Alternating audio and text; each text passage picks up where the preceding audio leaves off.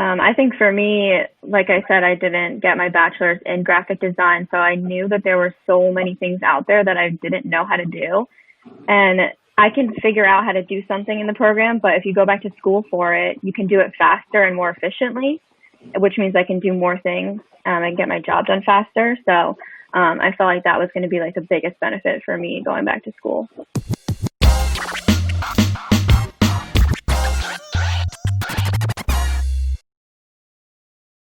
Welcome to the Work Awesome Podcast. This is episode 11. Back to school, is it a good time? So today we're talking about going back to school and continuing education as a whole when you are working. Today I have Kane, Megan, and Sarah with me. I'll let them introduce themselves in just a second. But first, to just give a little bit more information about what the topic is, continuing education can be one of the most beneficial things you do, but knowing when to go back to school could be a hard decision to make. On this episode, we'll discuss reasons for going back to school, as well as a few factors to consider before making the big decision. And I think all three of you are in school right now, right? Like you're pursuing master's degree or advanced degrees. Mm-hmm. Yeah. Cool. Yes. That's perfect. So before I let you introduce yourselves, if you, the audience, are watching this on YouTube, please subscribe because it helps us, or it helps you get all of our episodes right when they come out. They release every Tuesday around 6 or 7 o'clock in the morning. So if you wake up on a Tuesday morning and look at YouTube, it'll be in your subscription box, ready for you to watch. Now we'll get into introductions. So whoever wants to go first, you can jump in and just, like I said, quickly introduce yourself. I'll go. I'm Sarah. I am a corporate communications specialist at Avian. I basically do internal and external graphics. And I'm Megan. I'm the recruiter here, so that's what I do. I hire everyone. And I'm Kane. I'm a senior analyst, test resource and information manager. I've been with Avian for going on 9 years now. Yeah, and you actually just recently decided to go back to school, correct? You know, exactly. Yeah, it's been a decade. I retired from the military in 2010, and to be honest with you, it took me that long to grieve the loss of my mother and my father, and I decided to go back and finish what I started before I retired. So yeah, awesome, cool. All right, so let's jump into the topic. I kind of mentioned this a few times in other episodes, but before every episode, I send out a list of articles that you guys can read if you decide to. One of the quotes that I found in the Forbes article that I sent out said that the lack of growth opportunities is one of the key reasons for employee turnover. And 87% of millennials say professional development is important in a job. I always like the millennial statistics because in like 2 or 3 years, 50% or more of the workforce is going to be made up of millennials. So I think it's always important to look at those type of statistics. But this article is actually from 2017. So those statistics are probably even higher now. So since you all are going back to school, I guess first let's talk about like the different types of continuing education. So we say school, which means college and going back for either your bachelor's, if you don't have your bachelor's yet, or your master's degree or your doctorate. That's pretty self-explanatory, but there are other types of continuing educations. Off the top of your head, any of you guys think of any? I mean, for me, it's like, I would consider YouTube continuing education because there's so much information out there now. Yeah, definitely. I have something. My wife is a licensed cosmetologist, and even though she's no longer practicing or behind the chair, that's an industry that is forces continuing education for them to maintain their license. Mm-hmm. So, as a licensed cosmetologist, they all have to do continuing education, which is good because you don't want someone messing up your hair. Yeah. Yeah. I would say that any type of trade school, like I have a lot of friends who skipped college and that just wasn't their thing. So they did, they found a trade that they really liked, and that's how they started to do their continuing education. But now they're in something that, they had to go to school for, and it was required. So I think there's a lot of different ways you can go for the continuing education. But I do agree with you that I think YouTube is a huge one.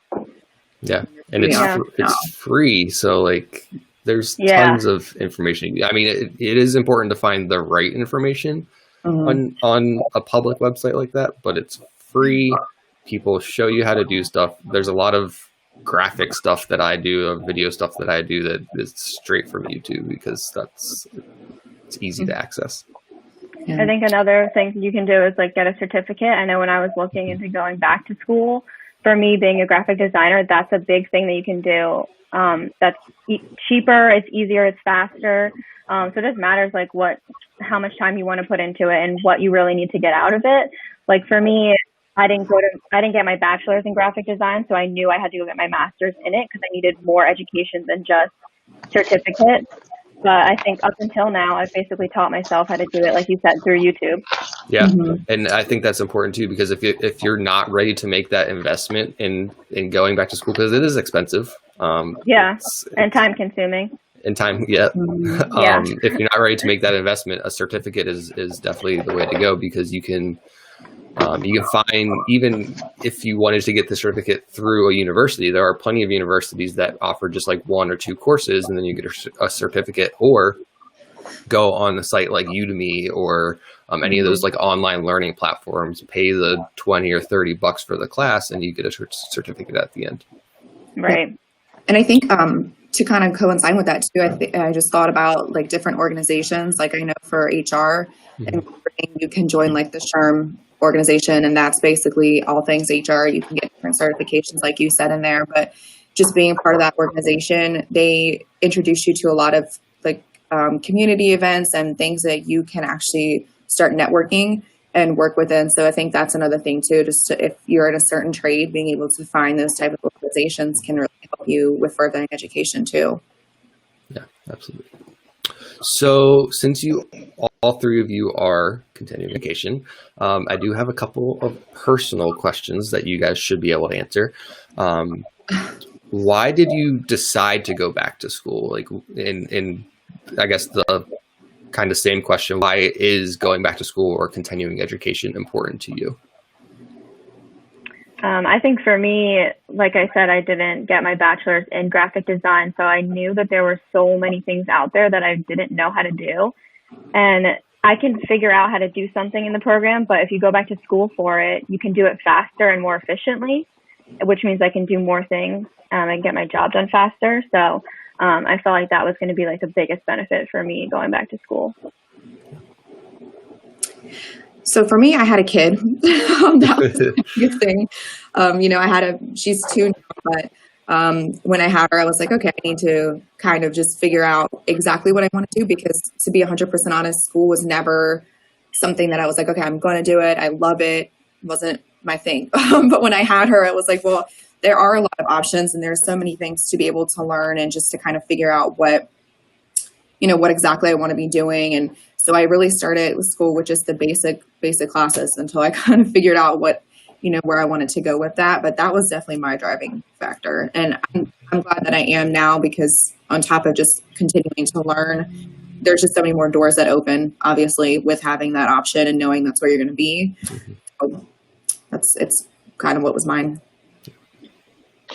And for me personally, I'm in a race to get a degree before my 16-year-old son gets a degree, because he was enrolled in adult college at 13 years old. So, yeah, it's an in-house challenge to try and get my degree before my son. But going back to what Megan was talking about, trade schools. When I was in the service, I was an aviation electrician, and I applied for this program with the Department of Labor and logged all of my hours as an electrician and became a journeyman aircraft electrician.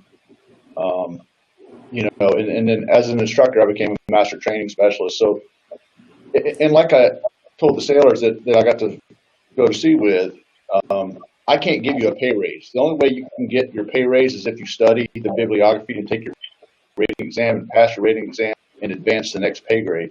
So to advance the next pay grade, I'm looking to, advance my education as well. Yeah, absolutely. And that goes into some stuff that I have a little bit later on. But before we get there, I do want to talk about like the challenges as well. Were there any like personal barriers that you faced that made it hard to decide to go back to school? And then after that, we'll talk about why it's easy to make that decision as well. So for me, I had a kid. Same answer. I was a brand new mom and I'm a single mom. So I was by myself and I was working 2 jobs at the time. And I was like, I really don't want to leave her. And I think a lot of parents struggle with like that guilt of, I know I need to do better, but I don't want to leave my child, and I was really struggling with that, where I was like, well, what the heck do? I need to do this, but I don't want to, blah, blah, blah, blah. So I think for me, that was a personal factor until I found the school that I'm at, because it is all online. Yep. So that has been a huge blessing to me, because I'm able to just do it, whenever at my own time. But that was a big one. And then obviously, I'm sure like everybody else, just the cost of it it is expensive, especially when I have a child, and that's what a lot of my money is going towards. So for me, I've only been able to do 2 classes a semester, which is going to make me have a long time to get where I need to go. But it's like slowly chiseling away at it. So I think those are just the 2 biggest things for me. Yeah. Cost is definitely a huge one. And it's always nice when you find an employer that's able to do tuition reimbursement. The other thing, the time aspect of it, it's very, time is money. So your time putting into these classes is definitely something that you have to think about, because you're going to have weekends where you do nothing but take online courses and write papers and do all that stuff. Any other barriers from Kane or Sarah? I think I probably had the same exact barriers for different reasons. Like obviously when I was deciding to go back to school, my first thing was, okay, can I afford this? I'm like young. I just got out of college, so I've obviously already have those to pay for. So I had to pretty much decide, is it going to be worth the money that I'm going to have to put into it? And obviously I decided yes, because I'm in school. For time, I decided to get a puppy as soon as I was starting college, which was a terrible idea. He's doing great though. But so that took up a lot of my time, and like trying to decide, since I live with my boyfriend, I had to, just ask him, is it going to be okay for you if I go back to school and take a lot of time? Because you have to realize, like, it doesn't just affect you, it affects everyone in your household. Yeah, absolutely. So that was really what kept me from going back. For me personally, I dove deep into a lot of community efforts, out in town, and that was heavy on my schedule. So coordinating, some events for the county, and I'm a volunteer rescue squad member. So with that, there's continuing education with that as well. So I looked at, well, do I stack on more education or more workload to that? And I've finally offloaded a bunch of items that allow me to pursue something personally, for me, instead of all the outreach I've been doing. And I mentioned earlier that getting over the grief and basically shutting down 10 years ago,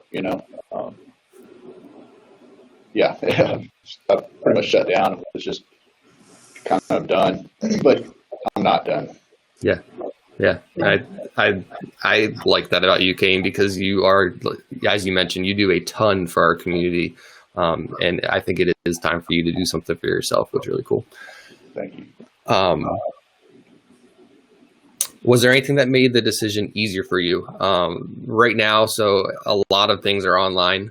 So even, for us geologically, or geographically, wherever geographically, we're located on a peninsula, which doesn't really have many options for school. We kind of have to drive an hour to get anywhere around here. So having the option to do schooling online, I imagine is one of the things that may make it easier. And now that we are in this environment where a lot of things are moving to this online platform, I think it's going to become easier as well, or in the future. any other things that kind of made it easy for you to say, yeah, now's time to go back to school? I think, like you said, like the employer like giving you a little stipend to go back to school, I think that really helps. Yeah. Especially if you're on the fence a little bit, and then you know that like your employer, I think that can give you like a good push over the edge to go back. Yeah. I think for me, it was a mental thing too, that kind of like, it went along with the struggle of it. Like mentally, I was like, oh my gosh, this is going to suck. I'm going to have already don't have a life. So I'm not going to have no life. And I think like mentally just knowing that this is still beneficial, this is a good thing, and to like write down the pros and cons type of situation, but knowing what was going to be good. And then I think another huge thing for me, just being a recruiter, that really drove me was I'm hiring these positions that are saying, okay, this degree is required and this is required and this is required.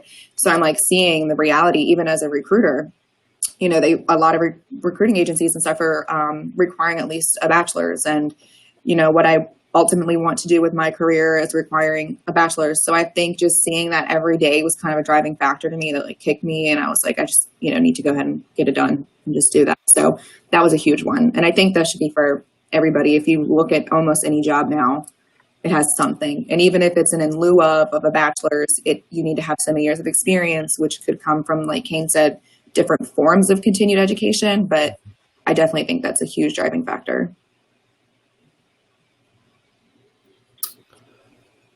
So we've talked about time commitment already, but I want to get a realistic number from you guys. I remember when Tara, who is Sarah and I's boss, went through her master's program, and she would tell me that she would stay up pretty late, pretty much every night. So what type of time commitment, realistically, what type of time commitment are we talking about here? So with this job, luckily I work at CWS, so I pretty much spend my entire Friday that I'm off as if it's another work day, working. And then of course my daughter gets home, so I'm on mommy duty between cleaning and cooking and all that good stuff. And she goes to bed at 8. So normally she'll fight me to go to sleep until 9 o'clock. So after 9, from like 9 until sometimes 1 o'clock in the morning, I'm up. And then wake up at 6 to come here. So it's pretty much the same thing over and over and over again. And I think probably a week, you know, I probably spend almost a full-time job on just 2 classes, the same amount of hours, the 2 classes. So one class would, in your case, one class would probably be about 20 hours. Yeah. Depending on the workload. Like I think actually this semester, the 2 classes that I'm taking have been the busiest, like most work required that I've taken so far. So that's been fun. Yeah, they've got a lot going on. Yeah. For me, I think I spend at least this semester, I don't know how Megan and Kane, your semesters work, but mine are mini-mesters. Okay. So mine are only 8 weeks long, which means they're compressed schedules. So you have 2 of those in a semester. So this big semester, I've taken 3 classes, which I've come to realize is a huge mistake. So I'm going back to 1 class per mini-mester, but I think this semester I spend probably most of my Saturday morning until about noon, and then all of Sunday. And then I also do schoolwork after work in the week. So this semester I'm doing a lot more. I would say I have 0 life, but that is over on Friday. So I'm very excited. Yeah. And I just applied and enrolled with UMGC, so I haven't started my workload yet. But my wife also is with UMGC, and I watch her workload, and my whole house is just a schoolhouse basically. So yeah, it's just, it is what it is, and we all help each other out, you know. So we kind of live like roommates. And just warning you, Kane, the UMUC is 8-week classes as well. So I think that's why so much of it is compressed, because it is a lot of work into those classes. So fair warning. Yeah, a lot of work. Yep. Do you guys think there are any secondary benefits of going back to school? A couple that I wrote down were like during your actual workday, it can improve your focus or your overall confidence and self-esteem. You also get to meet new people and expand your network while you're in school, which is really cool. Mm-hmm. Any other kind of like secondary benefits that you guys have seen in your day-to-day lives? I definitely feel more motivated Mhm. now that I've been in school. I feel like just in my daily life, not just at work, but also like in the house, cleaning, cooking, like you said, like I always feel like confident doing that as well. Yeah. And for you, it's interesting because you can like learn something one day and then directly apply what you learned because you're pursuing a degree in exactly what you're doing every day. So that's really cool. Yeah. And I've already noticed like projects that I've done when I first started here at Avian 9 months ago. I'm looking at them and I'm like, oh, I could have done that so much Right. better. Or look at this, I could have changed this. So I'm already noticing a difference in what I'm learning, which is so awesome. Yeah, I think for me, it's definitely been networking. I'm getting a communications degree, and then my minor is in psychology. And fun fact, I don't know if anybody knows that, but I actually do YouTube videos. Oh, cool. So in my in my communications degree, I've met so many people who also do YouTube because that's what we like. So I've actually met a lot of people who wanted to collab on some things, and that's been really good to get my channel up and vice versa. So it's been really good for that. And then again, my daughter's only 2, and I personally don't care how she pursues further education. I don't care if she goes to college or if she wants to do the whole trade thing. But I just think that her eventually growing up and knowing that, I took the time to do that. It's more, you have people looking up to you, and there's things that she can learn from that too. So, and like Kane, you're in a competition with your son. That's kind of exciting. That's super exciting. Well, and I was going to add on that, getting lost in helping others, I started drowning. So this is personal goal setting. So I've set a personal goal for myself.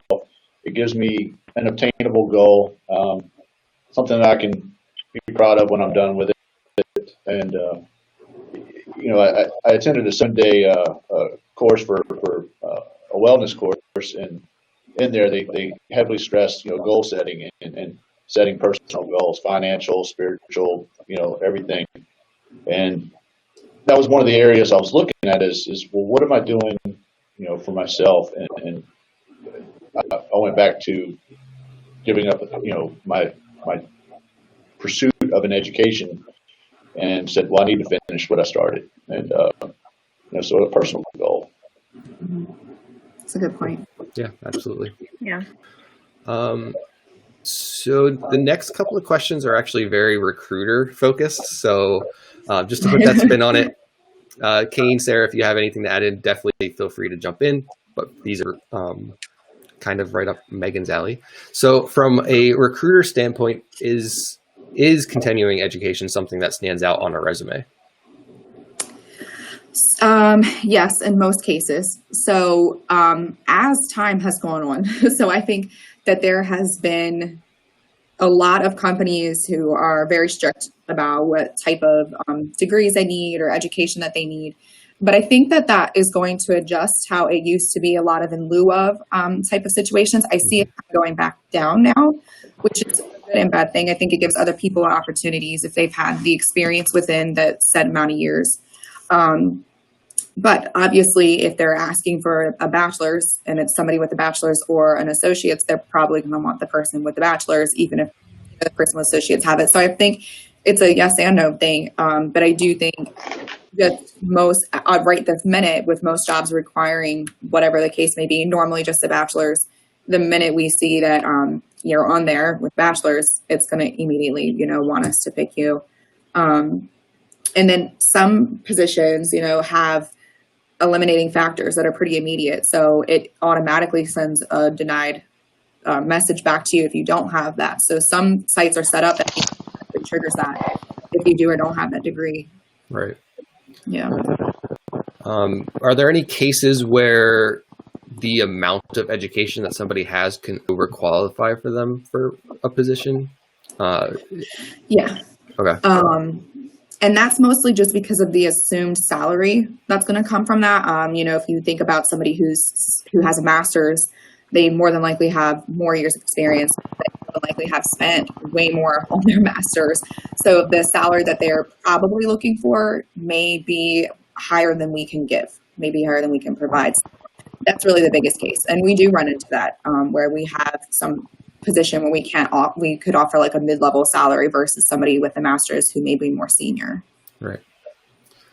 Cool. Those were the only two recruiter questions I had for you, but I think they're important. I really enjoyed the discussion that we had about continuing education because a lot of it is stuff that I learned from you guys since you guys are in continuing education courses and I am not.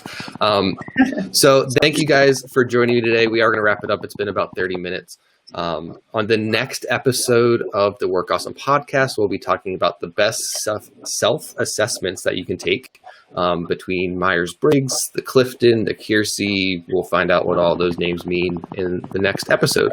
Again, if you're watching this on YouTube, please subscribe so that you get updates to your subscriber inbox every Tuesday. And I will see you guys next time. Thanks, guys. Thank you. Thanks. The Work Awesome podcast is brought to you by Avian. Avian is a 49% employee-owned company founded by retired U.S. Navy test pilots who believe passion and talent are the right traits to get the job done. Avian operates in a culture that thrives on innovation, creativity, and the entrepreneurial spirit. Instead of offering services through mere business transactions, Avian is redefining the government services industry by creating meaningful experiences and connecting talented people with important work. The passion that Avian's employees have for its work builds better partnerships for the future, and Avian's unique talents create real solutions. At Avian, we move fast, take risks, and don't settle for the status quo.